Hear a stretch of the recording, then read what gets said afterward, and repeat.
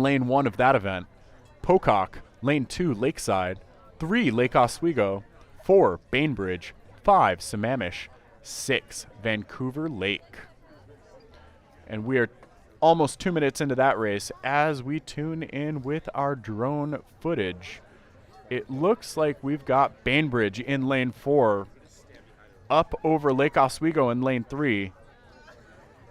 And I want to say that Vancouver Lake is in a 3rd place position, with Sammamish in 4th. Bainbridge, the early race leaders here, with bow to stern deck overlap with Lake Oswego in 2nd, and another bow to stern deck overlap with Sammamish next to Vancouver Lake.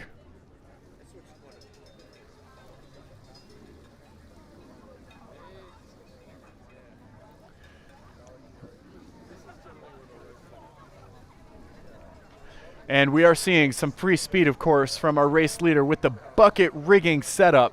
We've got a bucket rig going on in lane 4, which, as we all know, creates free speed, at least among rowing folklore and legend, and possibly in physics as well. But lane 4 is in the lead right now, Bainbridge with the bucket rig. And next to them, lane 3, Lake Oswego for 2nd. I think that we just saw Sammamish, however, walk right up into bronze medal position. Yeah, it looks like Sammamish did just take quite a big walk over Vancouver Lake. It's like he should still be over 400 people.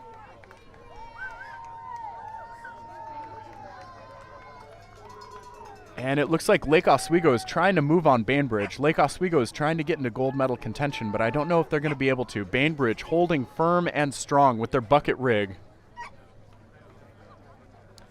Here we go with the zoom in on the drone.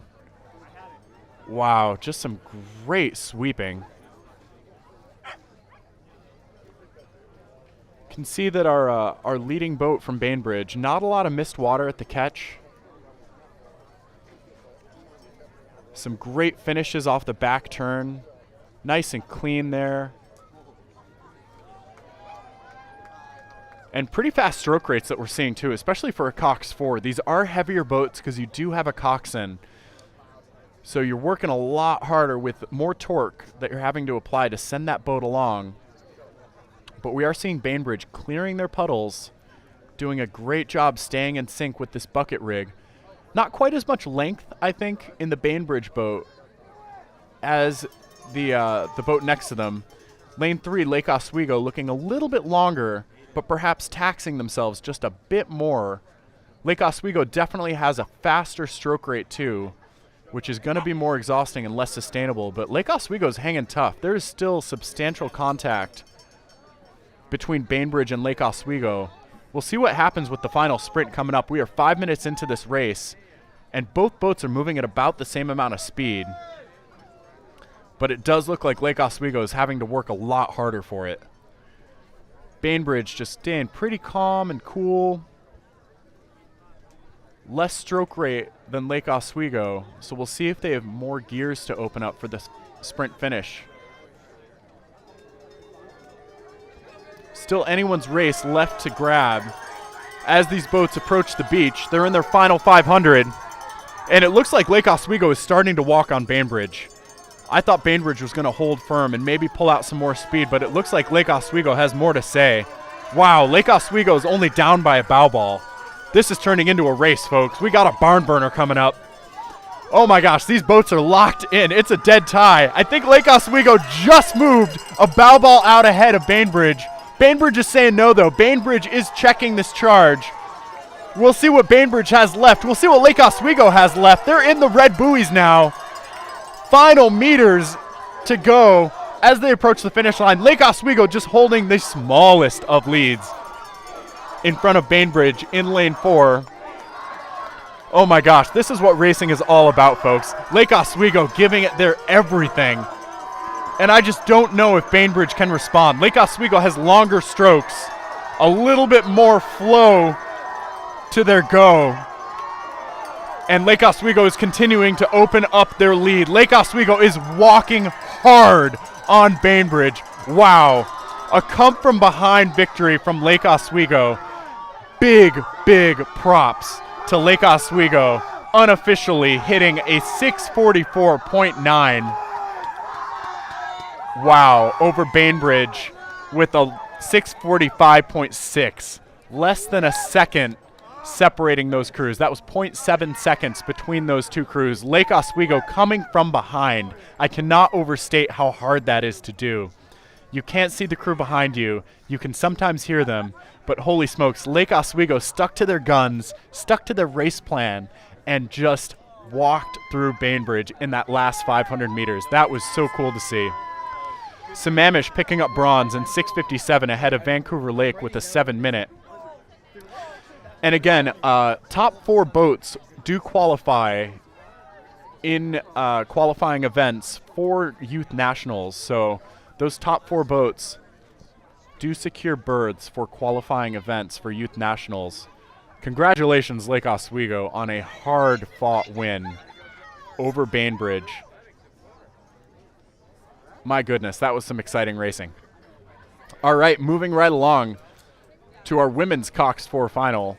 Women's Open Cox 4 final. We're a minute and a half into that race.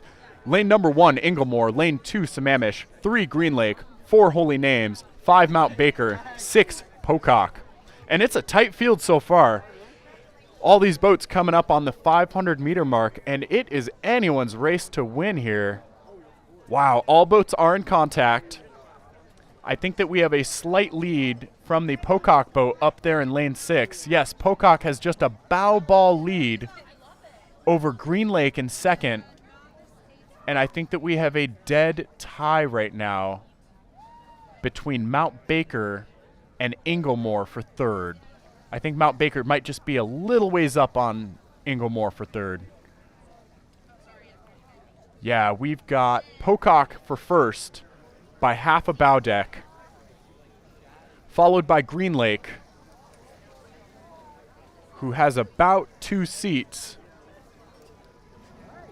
over Mount Baker, who has third. And fourth place just looks like it was taken by Holy Names. Holy Names just walked up into fourth place. Pocock, though, is widening that margin of their lead. As we approach 3 minutes into this race, Pocock now has bow to deck overlap with Green Lake. Looks like Green Lake has something to say about it, though. I think Green Lake is starting to walk a little bit. Yeah, Green Lake is moving. Green Lake is walking on Pocock. Pocock still has a bow ball lead. But wow, just as I started talking about Green Lake, you could tell that they started ricocheting into their rhythm. Pocock just barely holding on to the lead right now. Green Lake in second. And I think Mount Baker is now in third. Yeah, Mount Baker now has third over Holy Names. Holy Names, though, is struggling and striving to get their way into bronze medal position. We love to see it. This is a pretty darn tight field for bronze medal. Pocock, it seems, has responded, though. Pocock has started their move. We are at 1,000 meters halfway through this race, and Pocock did not like that Green Lake walked up on them and made a move and sent themselves into a further lead. We are riding now with the silver and bronze medal position boats right now. Anything could happen this race. As we have seen here today on this finals day of the Northwest Youth Championship Regatta, hanging tough and making sure that you commit to each stroke can bring you back. Can you bring you back to gold or silver or bronze? Even though you're down, you never know what that grit might reveal by the end of the race. So we've got Green Lake in second right now. Holy Names is in third. Holy Names did walk back on Bainbridge to take that third bronze medal position. And Bainbridge looks like they might be fading. I'm seeing some fatigue in the Bainbridge boat right now, whereas Holy Names looks like they are just sitting up and moving on Green Lake. Wow. Holy Names is finding some speed. Green Lake looks like they might be fading in the face of that Holy Name's onslaught. Meanwhile, Pocock is out in front. Pocock is just starting to open up a little bit of gap in that first place position.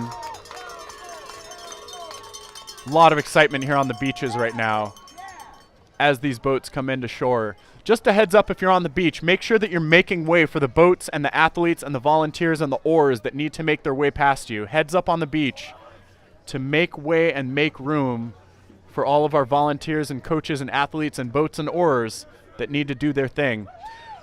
All right, Pocock now has open water. Pocock has a slight amount of open water as we cross the 500 meter to go mark. In the meantime, oh my gosh, it's a dead tie for second between Holy Names and Green Lake. It looks as though Holy Names is just continuing to walk on this field. Holy Names walked back from fourth to achieve third over Mount Baker. Mount Baker has since faded into fourth, but Holy Names seems to continue to just accelerate. But Green Lake is saying, not today. It looks like Green Lake is maintaining their speed. You see the bow rower from Green Lake looking across. They're about dead even with Holy Names. I think Holy Names is starting to make a move. Holy Names is charging. They just pulled up by a bow ball. Holy Names just took a seat over Green Lake. Green Lake now in third. It doesn't look like Holy Names is going to be able to touch Pocock, though. Pocock still has a little bit of open water over that Holy Names crew. Holy Names just took another seat on Green Lake. Holy Names now about 3 seats up on Green Lake. It doesn't look like Green Lake is fading. It just looks like Holy Names is finding more and more speed as they get into their rhythm. Coming up into the final red buoys of today's race. Pocock is maintaining their lead against Holy Names, but it is now a bow ball to stern connection. Holy Names is just finding more and more speed as this race progresses. Really great rhythm from Holy Names here. Terrific sweep sensation in this open women's Cox 4 final. Pocock just getting a little bit of open water. It looks like Pocock's acceleration through the sprint finish is doing some damage on that Holy Name charge. Holy Names, I don't think, can sustain that charge that they were trying to cultivate to get out ahead of Pocock. Pocock, I think, is feeling it, though. That was a hard-fought race from Pocock, and they just managed to bring it in. You can see the Pocock coxswain so excited, slapping the gunnels, giving the bow seat a big hug. Wow, great racing from Pocock. They pulled it in with a 7:39 for an unofficial win. Congrats to Holy Names, charging through that field. Holy Names perhaps didn't have the best start today, but made their way up through the field and finished with a 7:42 for that silver. And Green Lake holding tough with a 7:45 for bronze. That was tough because Green Lake, I thought, had silver in the bag for a moment. But Holy Names just showing that the more perseverance and commitment you can throw into each stroke, the more you can make it happen by the finish line, which came up pretty fast there for him. All right, moving to our next race.